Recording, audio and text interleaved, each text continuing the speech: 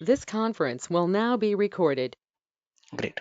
So when you're trying to create a resource, or when I'm trying to go ahead and let's say use a PowerShell script to let's say tell new hyphen Azure or new hyphen AZ VM, and I'm basically passing all my parameters, I am doing something known as a post call onto the Azure server.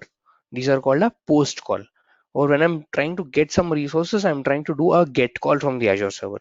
So each and every call is one resource, or each and every call is one unique entity for Azure as such. So that's the reason in the GUI, when I'm trying to create a virtual machine, it's treating it as one call and it doesn't have a custom template for that. It has a single basically templates out there, but not a custom template. So you'll have to write your own custom templates, Shrikant. So that's the shortest answer that I can give you. Yeah, okay. Just I'm thinking that actually Microsoft products are very flexible, right? So is Exactly. there any? It is very flexible. But the basically these are like very custom in nature. So that's the reason they don't keep all these things out. Rather they basically maintain all these resources in a GitHub basically. So they have their own GitHub. You can go to that particular GitHub, like this is called Azure Quick Start Templates. In here you will basically find all the resources they have and all the ARM templates. So they give it to you in this way. So this is one of the option basically that you can actually go ahead and try choosing from. Okay. Yeah, okay. Okay, any more questions guys out there?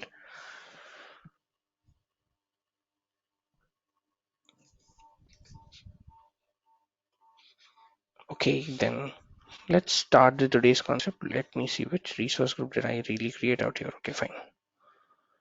Okay, so simple. I just created an app service inside an app service plan, and I basically have created both of them in let's say the East US 2 region out here. Now, one more thing that I just want to go ahead and elaborate out here is that when I create an app service plan out here, I have a plan which gives me all the infrastructure and etc. I have a plan here which basically decides what my infrastructure really is, like what kind of an infrastructure basically that I'll be running my entire workload on. So app service plan is deciding what the infra, like the RAM, the capacity, the hardware, and etc. That is being decided by the our app service plan. App service again is nothing but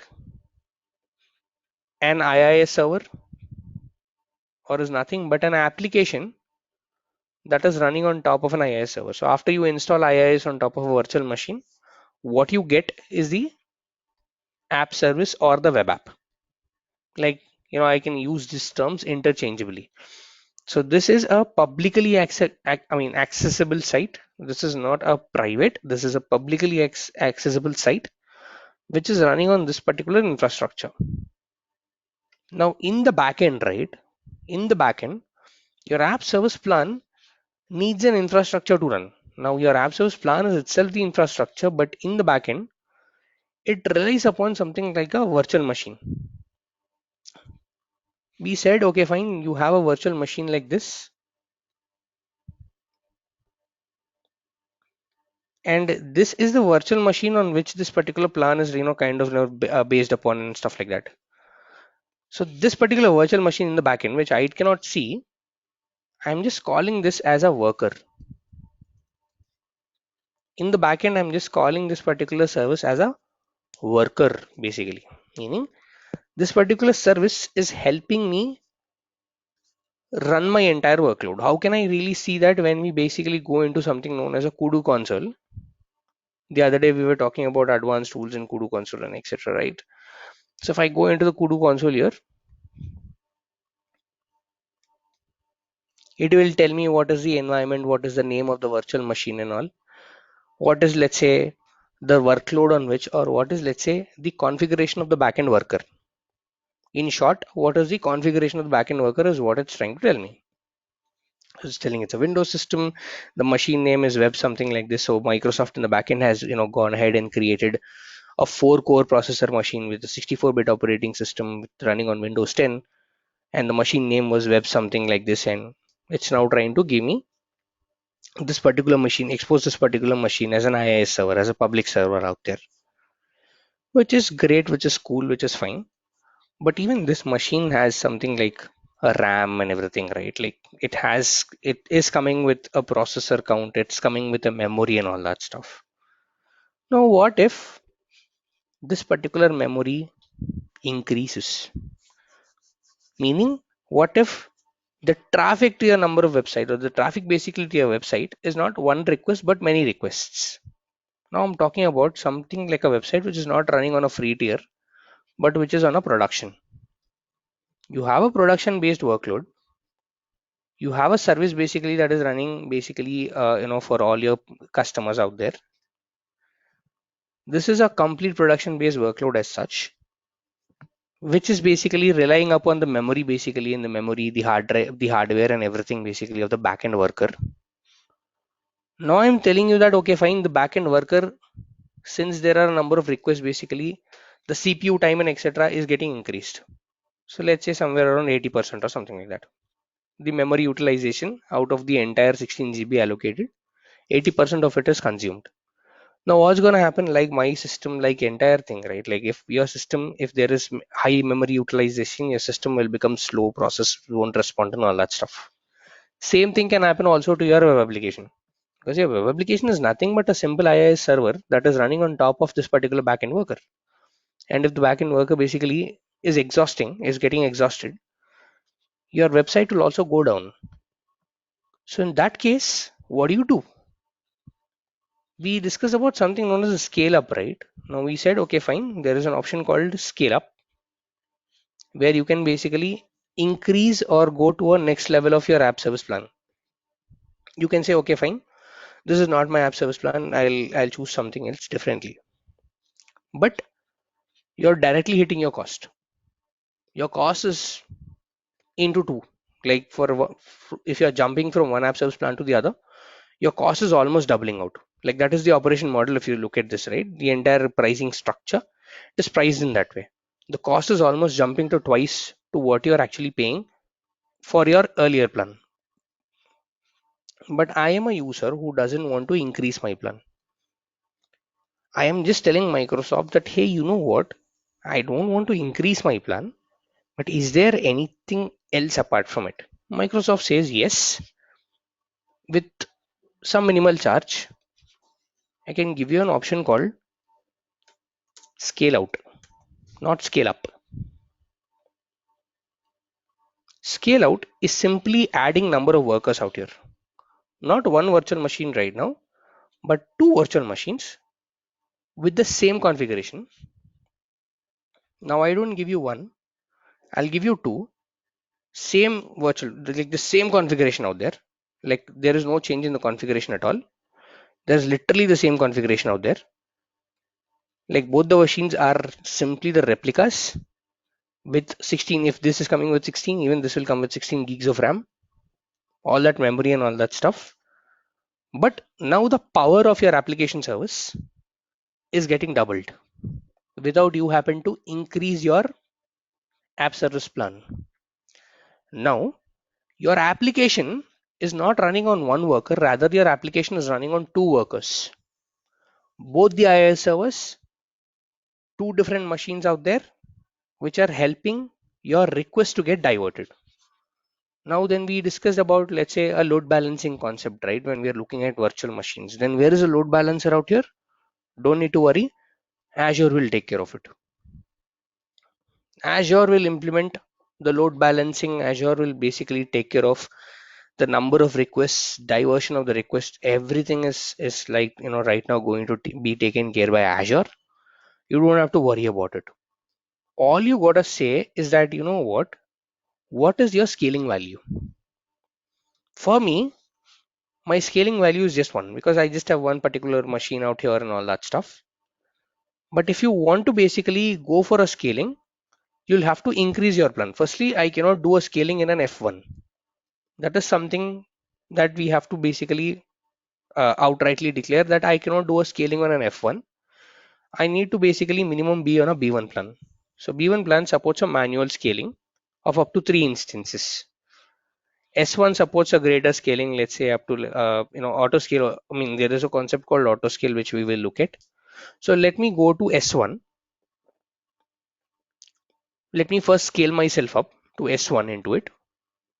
And what I'll do right now is that I'll now discuss about something known as a manual scaling. So by default, I have only one instance. I can go up to 10, but I don't want to do that. I'll just go to 2.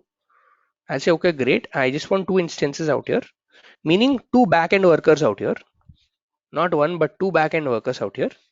And I'll allow Azure to scale.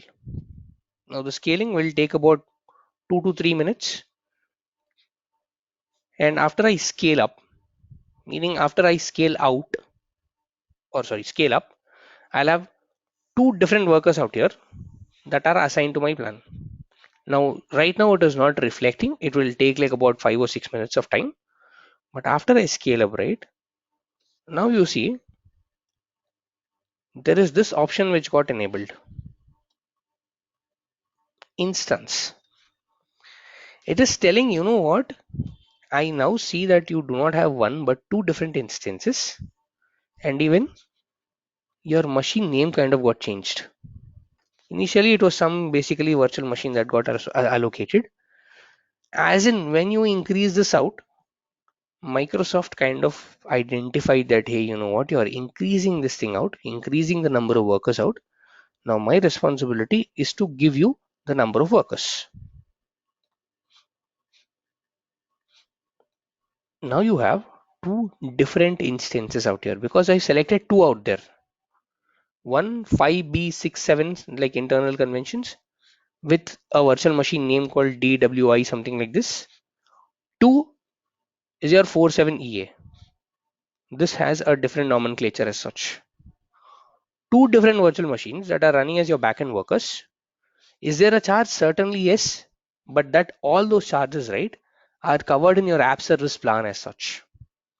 All the features, right, they're covered in your app service plan. So there is no separate charge for the scaling condition as such.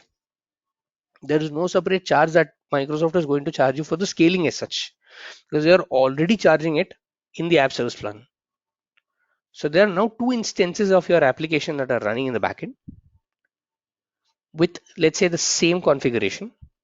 Let's say with 4-core CPU, 4-core CPU out here, load balanced internally, both having the same application that is running. The user who's using this particular service will not know about it.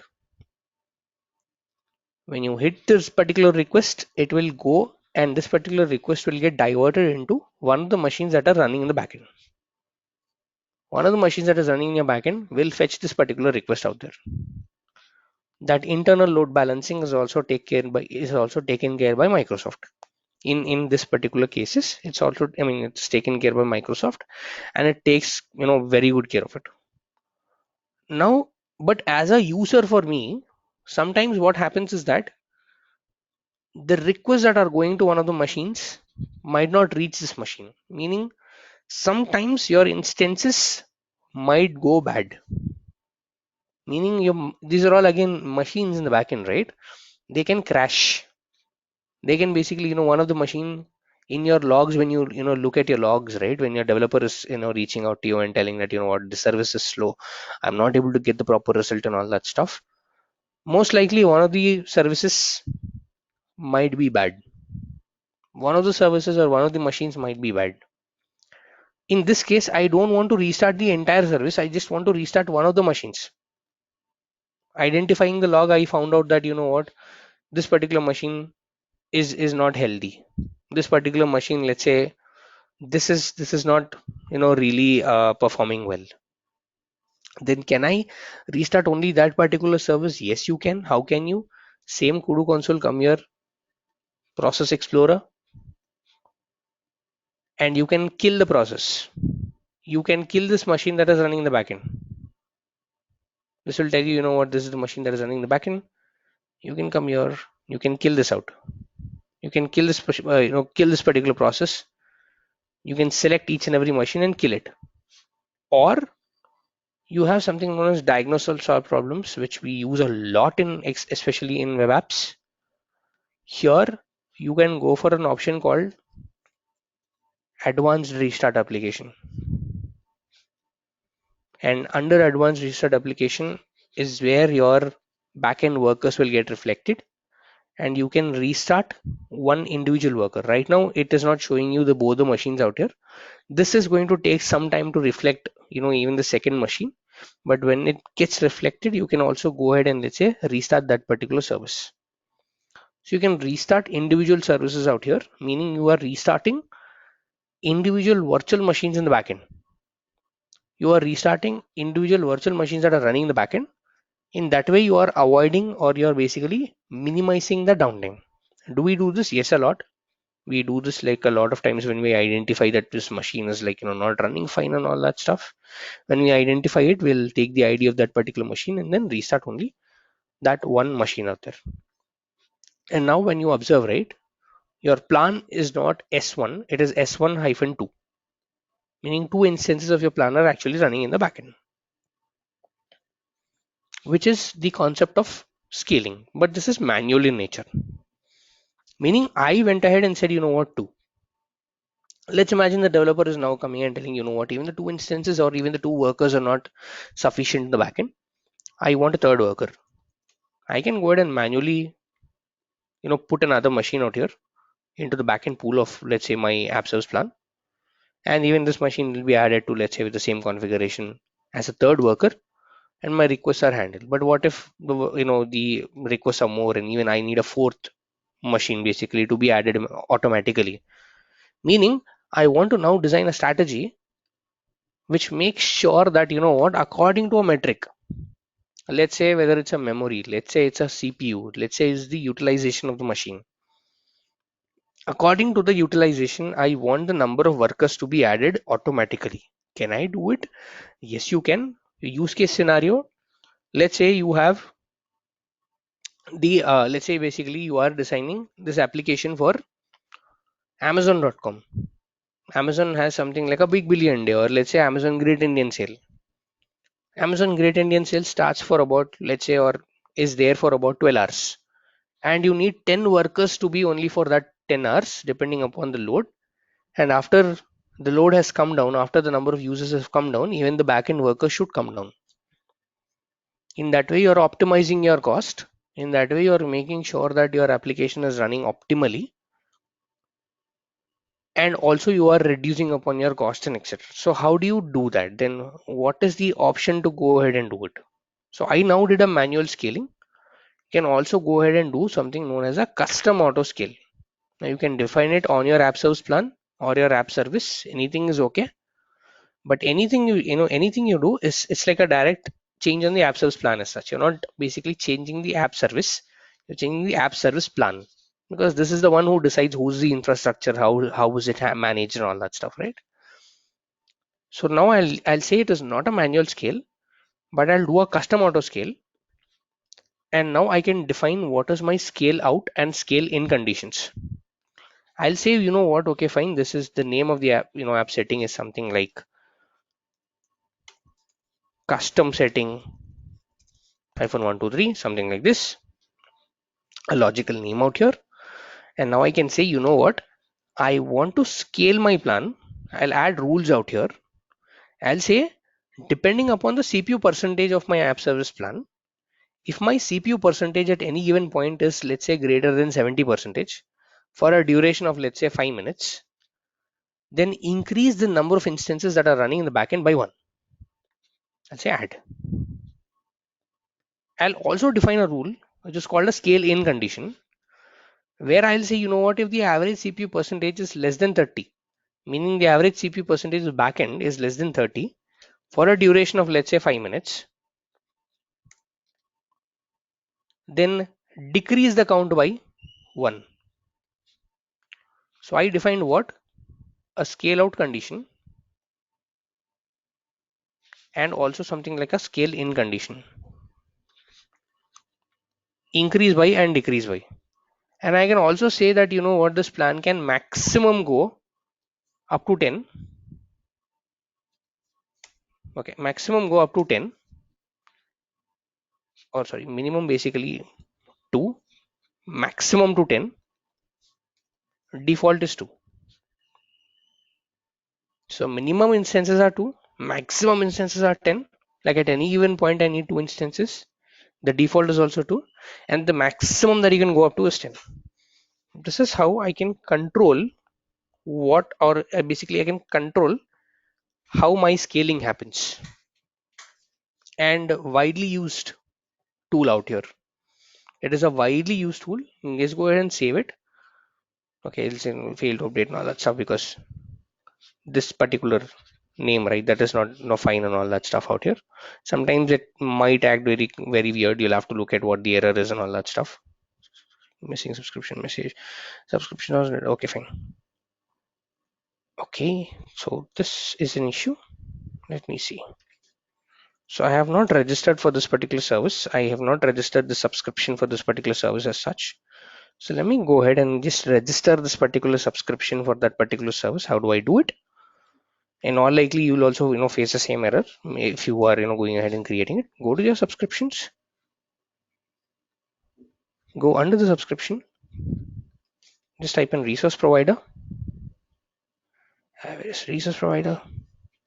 And I need to register to a specific service or to a specific resource provider called Microsoft.insight. This is something that is not registered for me, so I'll have to register this out. It'll take about 2 or 3 minutes for this getting this to get registered. Once it gets registered, I can go ahead and let's say save this particular service, and this will basically help me save this out. So this is how you'll need to identify the error, say what this error is really talking about. And all the errors are actually in something known as JSON format. So you'll be able to easily identify what the error is and all that stuff. In my case, it was the subscription is not registered. This is the message, but basically what I'm interested in is not registered for Microsoft.insight. This is how I identified that okay, fine, there is a service called Microsoft Insight which is not registered to it. So I'll have to register this out, and after I register this out, it'll take about a minute or two. Yeah, come on. Sometimes it might act a bit crazy, a bit act weird basically. After it's registered, it'll go ahead and let's say give me this particular service out here. Like I can go ahead and save this particular service. Guys, any questions still here? Registering. Any questions still here, guys?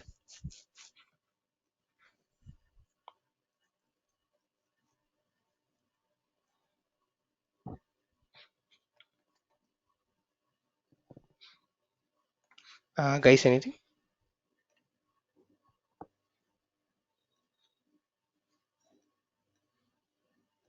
Okay, did everyone follow this out?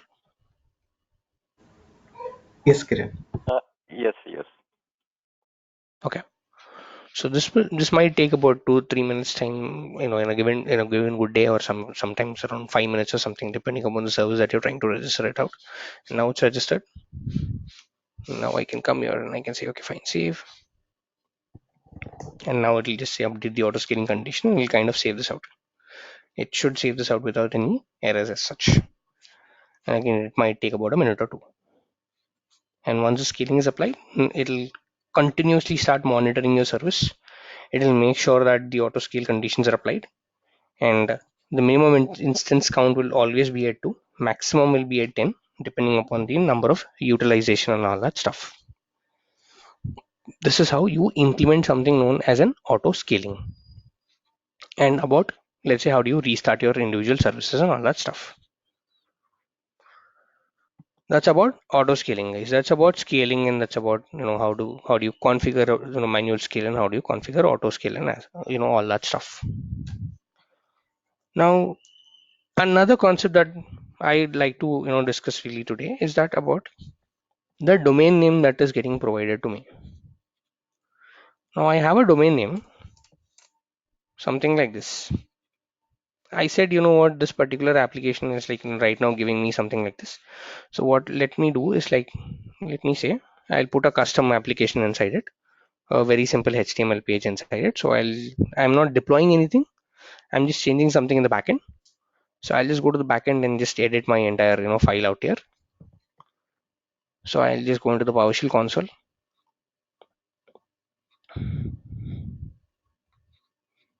Root.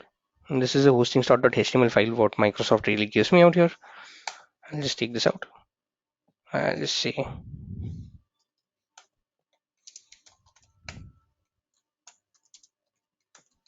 This is a custom application EastUS2. So a simple HTML basically that I'm writing out here, and save. And after a couple of minutes, if you look at this particular page out here, this is a custom application ECS2. So I just wrote a very simple HTML out here. So I opened a HTML h1 and then wrote a HTML heading. So this is how my application now really looks like. Now let's imagine for a minute that this application is not for your internal demo or internal testing. This application is something that you want to actually give to your user. This application is, let's say, your actual application, your actual site that you want to actually deliver to your user. Now, do you think your end user will be interested in this particular domain, like what it's test application or Azure websites, .NET and all that stuff? Not really, right? They would like to have their own custom domain. That is where a concept called custom domain actually comes into the picture. Now, by default, all the DNS, everything is maintained by Azure. It's taken care by Azure. Even your domains are taken care by Azure. That's the reason you're getting a custom domain out here. You're getting a custom domain, and if I resolve this domain, right, all the record mapping is also taken care by Azure. So if I use my PowerShell console and just try to debug this domain out,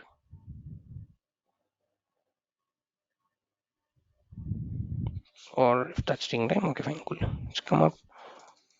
So if I do a resolve-DNS name,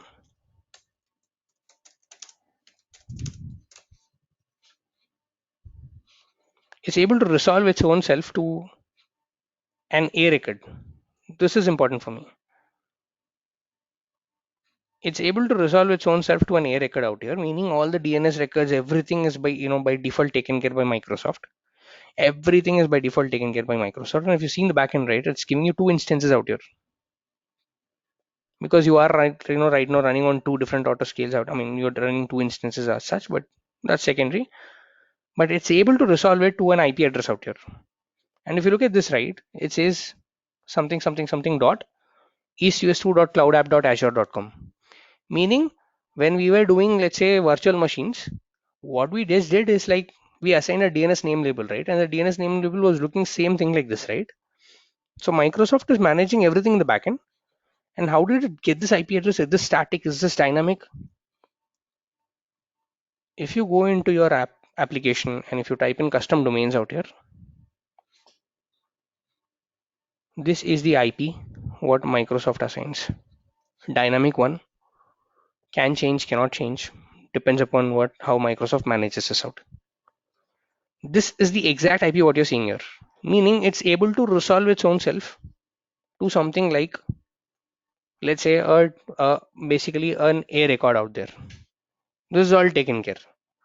Now I'd like to basically assign my own custom domain to my application. Can I do it? Yes. Can I do it in a free tier? No. You'll have to basically choose a tier of app service plan which supports something known as a custom domain. So I chose S1, so I have a custom domain option. So what I'll do is, like, I'll say, add a custom domain out here.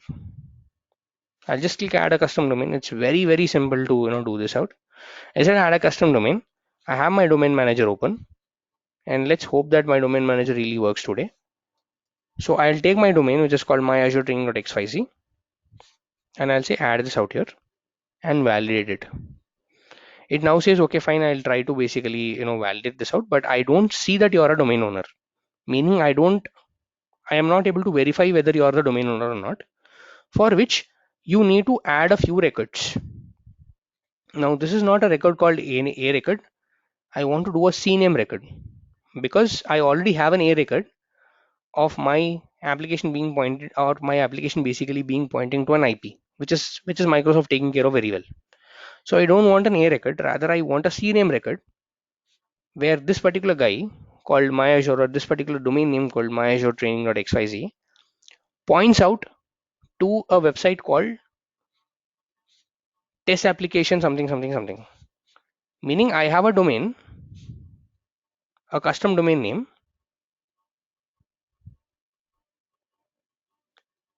and this should have a CNAME record. name record pointing out to this particular website called, sorry, this particular website called testapplication.azurewebsites.net. So some domain of Azure managed by Azure, which already has an A record pointing out to, let's say, the actual IP of the machine on which this particular application is running. So that's the reason I just need to do a CNAME record mapping. So I'll do a canonical record mapping out here. And how do I verify my domain? It says, you know what, you need to basically have these two records in your domain manager. CNAME host www pointing out to something like this. So let me add this out. So I just need a CNAME record. So I'll say, okay, fine, add a record in my domain manager. I'll say it's a CNAME record. Host is www. Points out to what? Points out to something like this. Copy this out and paste it out here. CNAME record is something like test application something something dot Azure websites.net, the same thing like this. So I'll say, okay, great. Go ahead and save this out. And this got saved. And now it says, you know what, you also need to verify whether you own the domain. So you need to add a txt record which has an host name of something like asuid.www pointing out to something like this. I'll say, okay, fine, great. Let me copy that record. So it's a txt record which has a host name called asuid or something like this. asuid.www pointing out to a txt value of something like this. So I'm just copying from my domain and I'm pasting it out here. I'm saying save. That's it. These are the two things that I just need to do. And where did I get these two things? I got these two things from, let's say, on what Azure is actually giving me out. And after you do it, I'll just again do, try to do a validate out here. I'll just try a CNAME record and then do a validate. Okay, CNAME record. And it still says, you know what, this is an issue because your domain manager will take some time to reflect all your records out here. It will take some time for your domain manager to, reflect all your records and all that stuff. So now let me try doing this again. Let me go to my domain manager. Let me take this domain. Let me add this out. Let me do a validation. Let me do just CNAME record validation. Take some time. Yes, validate.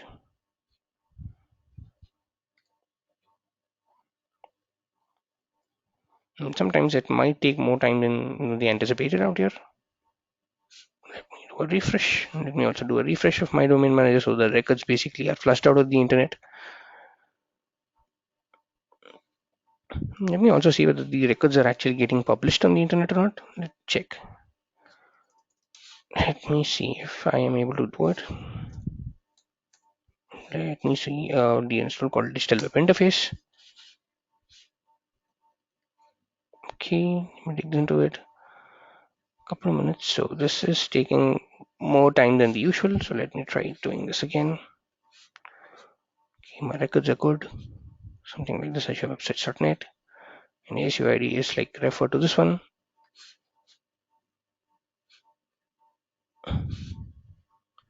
Let me try verifying this again. Let me see.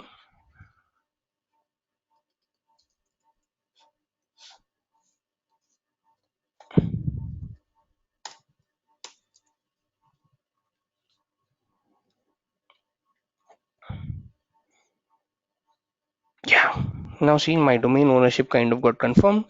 When I put in a www dot something like this, my domain ownership got confirmed. All I do is, let's say, add the custom domain out here. So after a couple of minutes, like it'll take usually like about 5 to 10 minutes for your domain registrar to go ahead and publish all your records out there. Once it's done, you'll be able to see that you have a custom domain out here. And if I resolve this out,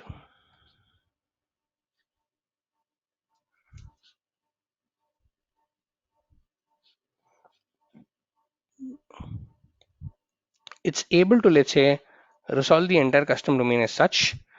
It says, you know what, it is pointing out to something called as a CNAME record to something called as a test application 00, I mean ABC or 000 dot Azure websites.net, which internally has an A record which is pointing out to 20499721, which is the IP address of my website. You can say this, you can see the same thing out here also. Something like this. Let me dig this in. And now it says, you know what? Yes, the CNAME record is something like this. And this has a CNAME record of www something something something dot Azure websites dot something like net, which has a CNAME record basically pointing out to an IP, which has an ANM record basically as 2049 something like this. So this is how the IPs get resolved. So you have multiple CNAMEs, and I just added this particular entry. That's it. I only added this particular entry.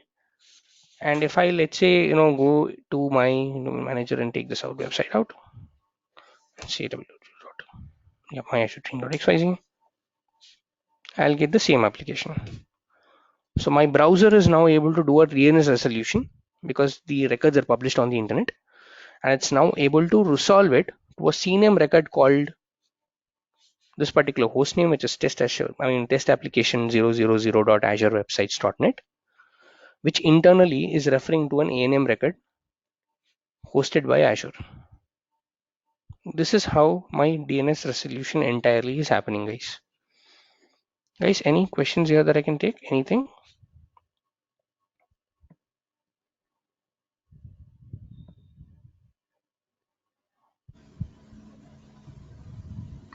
The public IP and the custom domain for website, Mm-hmm. will it be constant? Mm-hmm. It will be constant, right?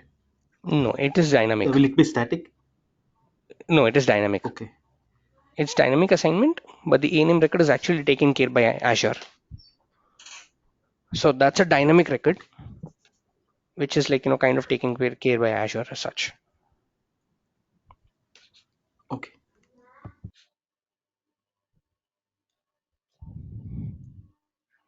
Anything else, guys?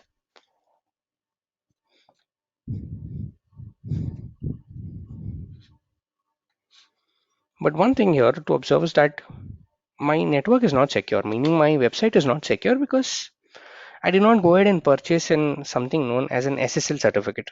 Now, this is something that we basically, we're speaking very loosely, like SSL, or also called secure socket layer. Like that's the full form of SSL out there. But the thing here is, what really is SSL? Like we were talking about it very loosely, but it's very important, or it's my responsibility to make sure that everyone understand what SSL really is. Now, any website you look at has a certificate associated with it, given by a certificate issuing authority, which just tells you that what, the certificate is safe, or the website is safe, telling that you can go ahead and do transactions out there, and the communication between your laptop and the website is encrypted using this particular certificate. Encrypted meaning there is a concept called man in the middle, meaning hackers who want to basically hack into your websites and all that stuff. They are called man in the middle out here, and they cannot hack inside easily if you have something like an SSL out here, meaning there are also like a lot of loopholes and etc. Again, that's a whole to different argument as such. But for a very layman, if your website has an SSL binding to it, meaning if you bind a certificate to your website, these communications are encrypted to an extent, and you can tell your users that what, you can go ahead and do credit card transactions, whatever it is that you want to on my website. These are all secure. First advantage. Secondly, is unsecured websites like this won't get listed on Google, because Google is a very, very, very commonly used search engine. Like whichever operating system you go, or whichever part of the world you go, today Google is widely searched engine, because let's say this is a restaurant and you're hosting it in a different country, and people are just searching for the best restaurant in town, right? Your restaurant's websites needs to be listed on Google's listings. So if you need yourself to get listed on Google's listing, you need to basically secure your website with SSL. That's what Google really recommends you doing. So how do you do it? How do you secure your website? Basically, you need to buy SSL. You need to buy an SSL certificate, which is going to cost you somewhere around 599 per year and stuff like that. And then you can attach that website to your or attach that certificate to your website. But as a user, I am testing this out. Can I not buy it? Can I, just go around it? Of course, yes. There is an option inside Azure. There is an option basically that Azure itself gives you, which is something known as an Azure managed certificate, which for users like me who are testing it out, it'll be a great option. I can type in something known as TLS or SSL settings. This is what controls my SSL and all that stuff. Now, as now I do not have a certificate, so I'll go basically to an option called private certificates out here, and I'll say create app service managed certificate. This is the option that I'm really interested into. If you have your own certificate, you can import your certificate from your local machine and all that stuff. That's a different story. But I'll say, you know what, I'll create an app service managed certificate, and I'll say, you know what, it's analyzing. It says, you know what, I understand that you have a custom domain with you. I'm analyzing whether you are eligible for this for me to go ahead and create it. If you're eligible, great, go ahead and create this out. Azure or Microsoft is going to create a certificate for you. It's going to create a certificate for you and give you that particular certificate. You can also buy a certificate from Azure, but I don't recommend doing that right now. This is something for organizations when you're talking about really advanced level of security and etc. For a user like me, this is like really an okay option. So it says, you know what, I created an app service managed certificate. And it says the certificate is healthy. How do I see that certificate? Can I really look at that certificate? Let me try showing it to you all. If I go into my research group out here, and if I click on click hidden item, show hidden items out here, I have a custom setting 1, 2, 3 and stuff like that. Now this is, I think, the auto scale. Yes, this is the auto scale. This is something basically that I've created. But Azure managed certificate is something that you won't be able to see. But if this is your own certificate, you will be able to see even the certificate in your resource group as such. So now, is my website secure? Not really. If I go into my custom domains, it still shows it's unhealthy. It's not secure and etc. I'll say add a binding, and I'll say choose a certificate. I'll say choose the certificate basically that I created.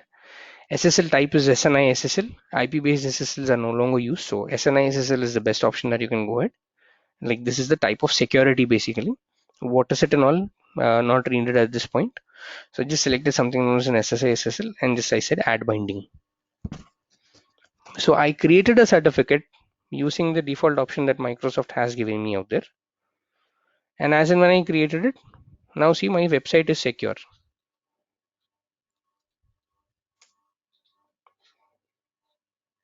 Like this is like a domain name basically. It's not showing secure and all, but after some time, after it takes some time to propagate the certificates also. So it takes some time for the certificate to propagate, somewhere around 10 or 20 minutes as such. After this is done, you'll be able to see that your website is secure and all that stuff. Like let me try doing it in incognito. So let me see if I have something like this. Not secure. Let me see.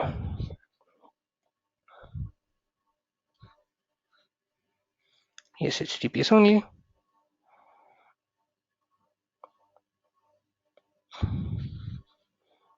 And let me refresh the screen. And let me also see this. On my which I have something known as HTTPS and something like this. And now I enabled something known as HTTPS for my website outright. And now I'll be able to see a certificate out here, which is issued by Microsoft. Like this certificate basically is the certificate authority basically who has issued it is Microsoft. And you can also look at the issuer statement and all that stuff. Like that's another point basically that you can also check this out. Like this is a third-party organization which Microsoft kind of binded with, known as DigiCert. They went ahead and partnered with Microsoft and they issued a certificate for me, which is valid for a year. Like usually certificates are like valid for a year and all that stuff. So this is how you can basically go ahead and encrypt your website, and after as in you basically put something like a certificate binding out here, you'll have to make sure to enable only HTTPS only, meaning hypertext transfer protocol secure. Like all the HTTPS connections only can hit your website. No HTTP connection which is not secured can hit your website. So this is how I made sure to basically enforce security on top of my website using something known as a Microsoft Managed Certificate. Again, just a recap.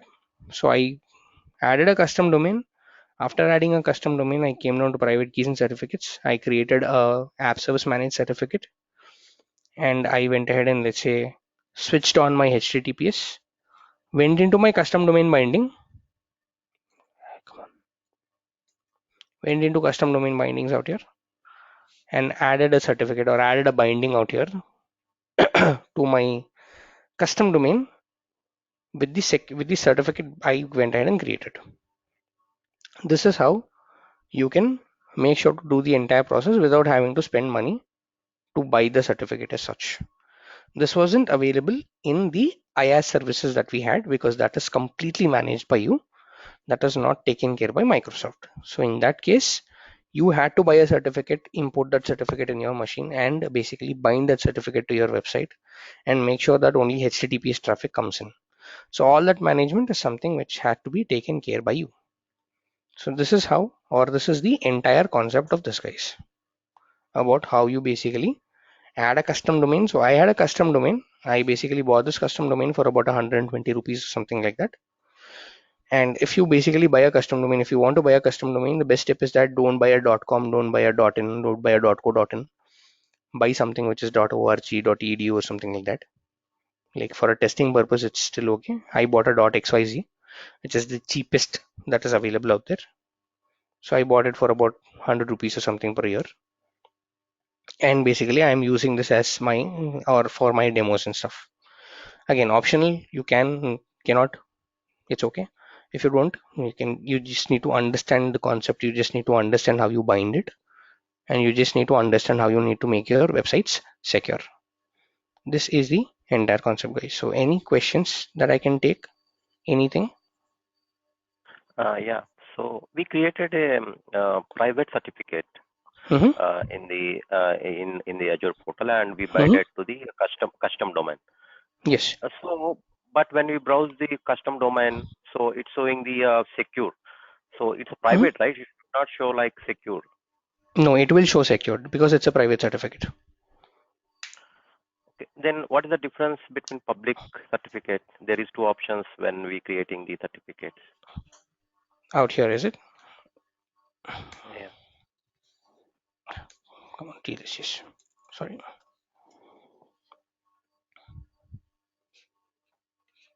Now, public keys are .crs. Anything that is existing with .cr is a public key, meaning when you go ahead and go to a certificate issuing authority, they're going to give you two things. One, a .cr, two is a .pfx.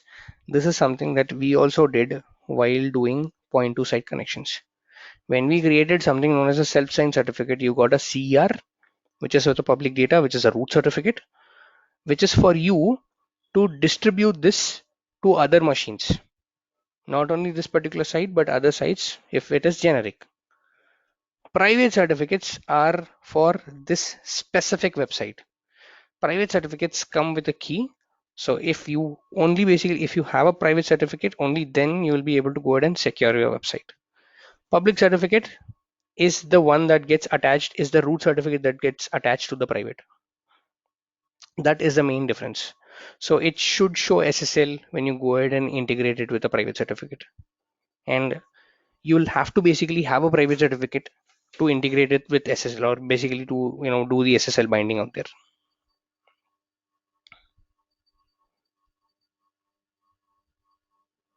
I mean, does that answer your question, Chandra? Yes. In terms of Azure, private means it's a Microsoft public certificate. We It's a can Microsoft managed certificate. Yes. yeah. Okay, got it. Any other questions, guys?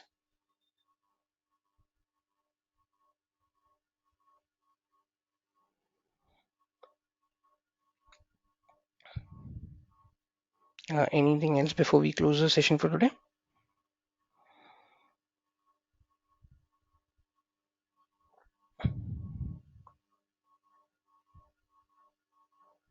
So can we use this Microsoft SSL certificate also for websites which are running on Azure, or do And we I need mean, to on other I mean, hmm? external domains? I mean, when you say that websites running on Azure, do you mean websites running on Azure Web App or websites running on somewhere else? Uh, I mean, that web apps running on Azure. Okay, so for web apps running on Azure, yes, you can, go ahead and create your own app service managed certificate. Like it's a free certificate, so it is not that secure.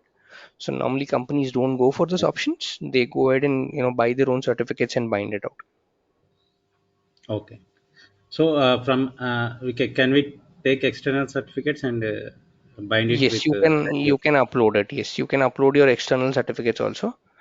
Like Okay. right now, I can go ahead and import a certificate. I can search my certificate basically to import, and or basically I can upload my certificate out here. If I basically had contract with a third party provider, they will give me a pfx file. This is important. They'll give me something known as a pfx file, and they'll give me a password to that particular certificate. I'll have to just upload it. This is how I can use the certificate that I already bought by not going for a Microsoft certificate as such. Okay.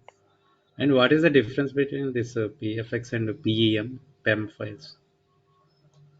Those Where are did you find related. PEM as such? I'm not really sure of PM. I haven't heard a lot about PM, but PFX and CR is something that we use a lot, let's say, in this particular world. Mhm. Okay. Any more questions, guys?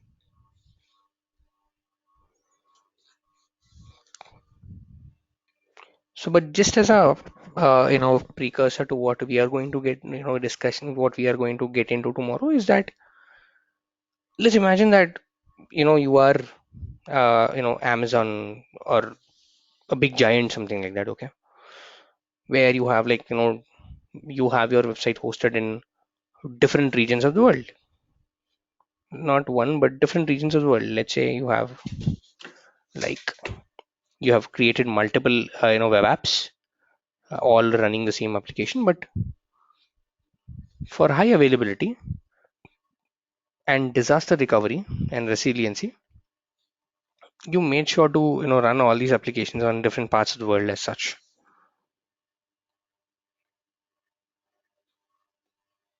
Meaning you have like different websites out there. Do you buy domains for each and everything?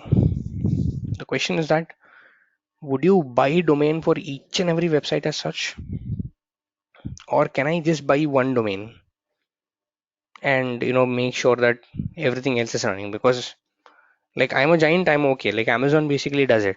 Amazon has Amazon.in, Amazon.com, Amazon.eu, and if you go to different parts of the world, you have like different kind of Amazon websites that are going on, which basically Amazon is okay with doing it. But let's imagine I'm not that giant like Amazon, but I'm a mid-sized company where I just want to go ahead and buy one domain because it's cheaper for me.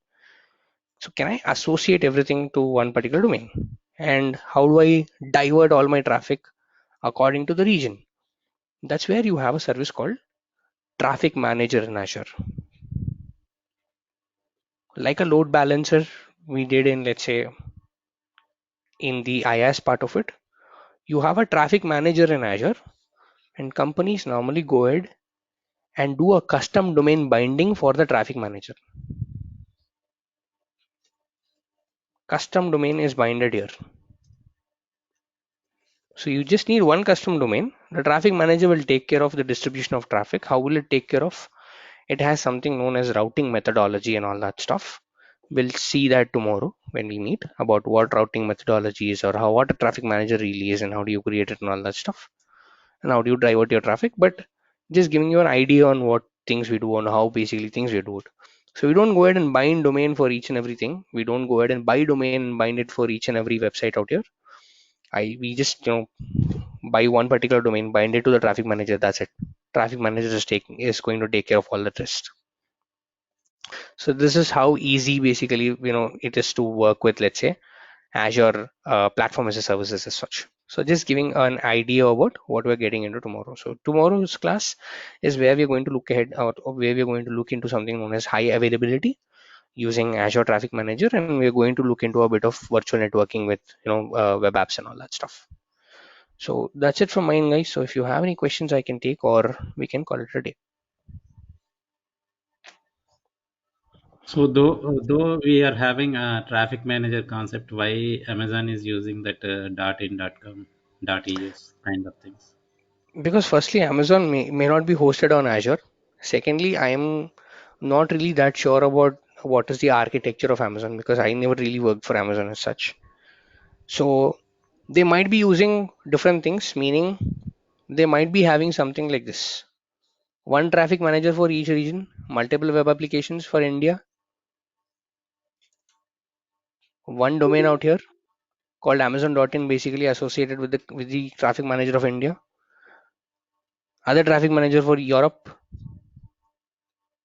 multiple websites for Europe, one domain associated with Europe.eu, and other for US, something like this.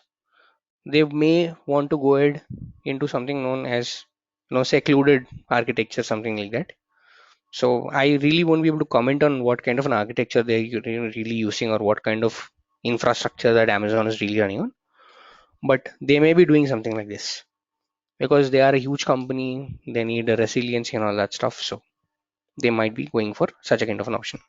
So if you look at Amazon.in, it is just not one IIS server that is running in the backend, or it's just not one web app running in the backend. It's an army of web apps that is running in the backend, sitting in front or sitting in back of a load balancing mechanism like a traffic manager or a load balancer as such. So the architecture can be different, Shrikant, if you were the one who were interested in that question. Yeah. Okay. So guys, any more questions? Anything else that I can take before I close the session today?